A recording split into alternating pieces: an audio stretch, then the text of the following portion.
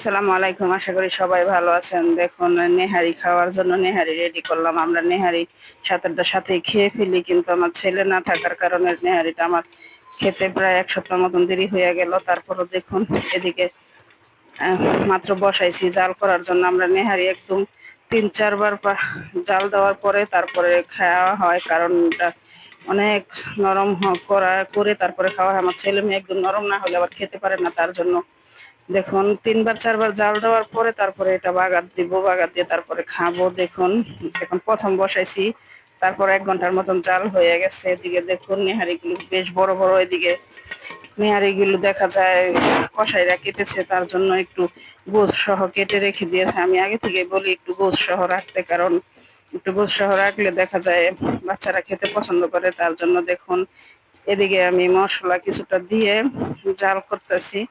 অনেক এখানে আদা রসুন হলুদ মরিচের গুঁড়া, জিরা গুঁড়া, ধনিয়া গুঁড়া সবকিছু দেওয়া হয়েছে, কিন্তু বাগারটা পরে দিব। দেখুন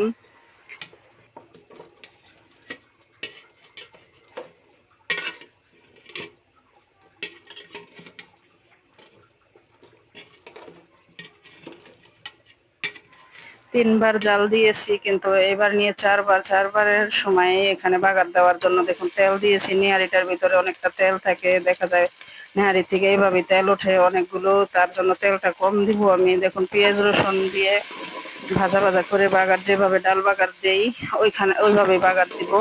বাগার দেওয়ার জন্য আমাদের দেশে আমরা এইভাবেই খাই। কার কার দেশে কিভাবে খায় জানি না, কিন্তু আমাদের দেশে হলুদ মরিচ ফাঁকি, ধনিয়া ফাঁকি, গরম মশলা গুঁড়া সবকিছু দিয়ে জাল করি।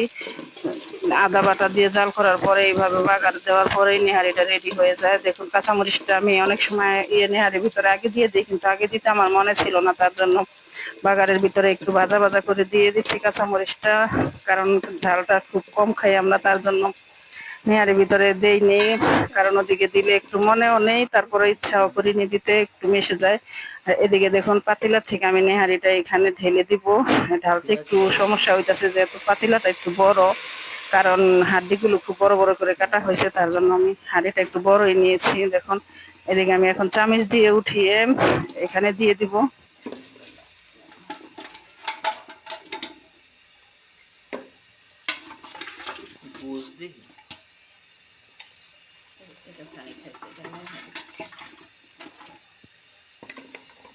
এখনো আমি জানি না এখানে কয় পিস নেহারি আছে। দেখুন এখানে দেখতেছি যে ৪ পিস না ৫ পিস জানি, সম্ভবত ৫ পিস নেহারি। দেখুন জাল দেওয়ার এর কারণে অনেকগুলো হাড্ডি থেকে ছুটেও গিয়েছে একেবারে।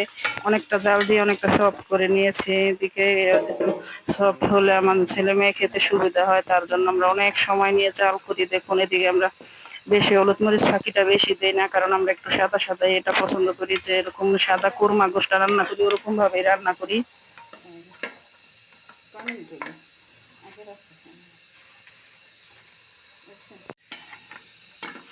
কাছ থেকে দেখে খেয়াল করলে বোঝা যাইতেছে যে হাঁড়ি থেকে একদম ছুটে যাচ্ছে জাল করার কারণে। আর দেখুন এদিকে কালারটা কতটা সুন্দর এসেছে।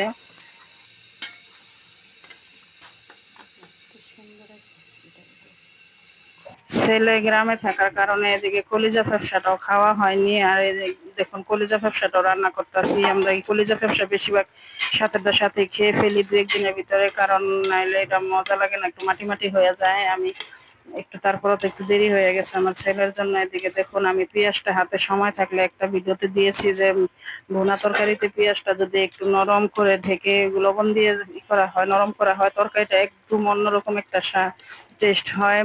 এই ভুনা তরকারির যেরকম আগে পরে খাই তার থেকে অনেকটা স্বাদ বেড়ে যায়। তার জন্য দেখুন আমি এদিকে পেঁয়াজটা একদম নরম করে নিয়েছি, মনে হয় যে ধরলে বোঝা যাবে না। নাইলে এভাবে যখন পেঁয়াজটা ভাজি, যতই লাল করি পানি দেওয়ার পরে পেঁয়াজটা নরম হয়ে যায়, শক্ত হয়ে যায়, কিন্তু এরকম করে পেঁয়াজটা ভাজলে এখানে দেখা হয় নাই, কিন্তু আমি আগের একটা ভিডিওতে দেখাইছি ভুনা তরকারিতে আমি এভাবে রান্না করি। আর এইখানে ঢোরগুলো আমি আগে ১ ঘন্টার মতো সিদ্ধ করে নিলাম, এখন কলিজা খোসাগুলো পরে দিলাম, কারণ এগুলো অতটা করতে হয় না। ঢোরগুলো একটু সিদ্ধ হইতে সময় লাগে, অনেকে একসাথে দিয়ে দেয়, কিন্তু না আমি একটু আলাদা আলাদা করে দিলাম।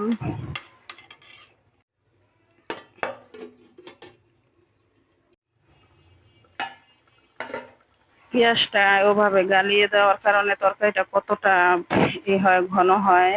এরকম ভাবে রান্না করে দেখলে বুঝতে পারবেন যে পেঁয়াজটা যদি একটু লবণ দিয়ে তেলের সাথে একটু লবণ পেঁয়াজ একসাথে দিয়ে কিছুক্ষণ ঢেকে রেখে একটু করে ভাজা ভাজা করলে দেখা যায় ওই পেঁয়াজটা চুলার আঁচটা একদম কমিয়ে দিয়েই করি। হাতে সময় থাকলে, যেহেতু আমরা ঢাকায় থাকি, আমাদের এই রান্নাটা আবার এলপি গ্যাসে করতে একটু সমস্যা হয়। আমরা তো ইসে থাকি, তার জন্য এরকম আমাদের তো এই লাইনের গ্যাস, সেই গ্যাসে করতে আমাদের সমস্যা হয় না। এদিকে দেখুন আমার আজকে ওই বিড়ালটা আসে নাই, একটা কালো বিড়াল এসেছে, ওই একটু ভয় পায়। যতবারই খেতে বসে ততবারই আসে। আমার মেয়ে আবার এদিকে দেখুন পলিথিন বিছিয়ে তারপরে খেতে দিয়েছে, ওই অনেকটা ভয় পায়। আমরা একটু তাকাইলে দৌড় দেয়। আর আমার বিড়াল ওই একটা যে গোল্ডেন কালার বিড়াল, ওই বিড়ালটা হচ্ছে আমার, ওই বিড়ালটা আবার ভয় পায় না, ওই আমার কুলো এসে বসে থাকে। দেখুন, ধন্যবাদ সবাইকে আমাদের ভিডিওটি দেখার জন্য। ভিডিওটি ভালো লাগলে অবশ্যই লাইক কমেন্ট শেয়ার করে দিবেন।